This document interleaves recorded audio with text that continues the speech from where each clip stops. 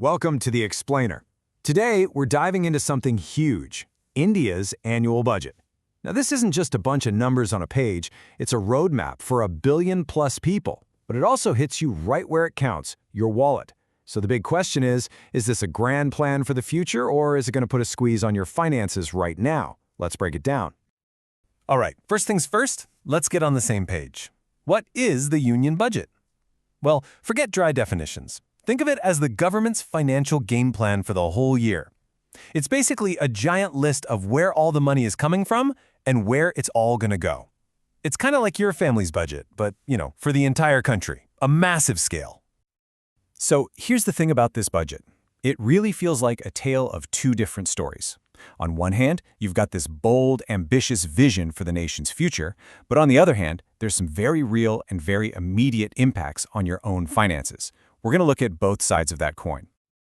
Okay, let's start with that big picture. The government is thinking way beyond just the next 12 months. They're talking about a long-term goal they call Viksit Bharat, which really means creating a fully developed India. So what's the blueprint for that? It all comes down to these three core duties, or kartavyas. The first one is simple: put the pedal to the metal on economic growth. The second is all about empowering people, giving them the skills and chances they need to succeed. And the third? Making sure nobody gets left behind. The idea here is that these three things are all connected. You can't really have one without the other two.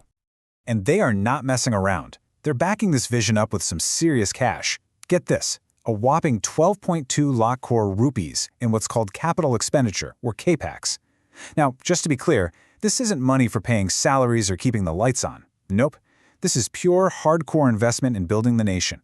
We're talking roads, bridges, ports, digital infrastructure, the kind of stuff that fuels the economy for generations. And this chart, this really tells the story. This isn't just some random one-time splurge. Just look at that curve. It's been a steady, deliberate climb, year after year. This budget is basically hitting the accelerator on a long-term strategy to completely remake the country's foundational infrastructure. So where's all that money actually going? Well, it's being funneled into what they call growth connectors, these huge mega projects that are designed to connect the country and boost trade. We're talking about things like brand new high-speed rail lines linking major cities, opening up rivers as new cargo highways, and even creating supercharged economic zones in cities to attract investment. It's all about connectivity. So that's the grand vision from 30,000 feet. It sounds pretty ambitious, right? But let's bring it back down to earth. While the government is planning these massive projects, what does it all mean for you and your personal bank account? For a lot of people who earn a salary, the biggest news from this budget was what wasn't in it. A lot of folks were hoping for some kind of income tax break, maybe a change in the tax slabs or a higher deduction, but nothing. The takeaway seems pretty clear. With such big spending plans, there just wasn't any room for broad tax cuts this time around. Okay, now if you're someone who trades in the stock market, you're going to want to pay close attention to this. This one's going to sting a bit. The Securities Transaction Tax, that's STT, is on the rise. And as you can see, whether you're in futures or options, every single trade is about to get more expensive. Now, these percentages might look tiny, but if you're trading often, oh yeah, that adds up fast. It's a direct hit to your potential profits. Here's another change that's a little subtle but really important for anyone who invests in gold. Sovereign gold bonds used to have this amazing benefit. If you held them until they matured, any profit you made was completely tax-free. Well, that's changing. Now, that tax-free perk only applies if you buy the bonds directly from the government when they're first issued. If you buy them on the secondary market from another investor, guess what? Those gains are now taxable. And the changes don't stop there. There are a few other little pinches you should know about. The rules for share buybacks are different now, which can mean more tax. A tax break that let investors deduct interest costs has been taken away. And a long-standing tax exemption on disability pensions for some retired military personnel has also been removed. Each one of these closes a small loophole, but together they add up to more revenue for the government. Okay, so we've seen the huge spending plans on one side and the tax hits on the other. So let's zoom out again. How does this all balance out on the government's own books? With all this money going out and these new taxes coming in, what does the overall financial picture look like? This slide, right here, pretty much tells the entire story. On the left, we see just how big the government spending plans are. And on the right, you see how they're going to pay for it all.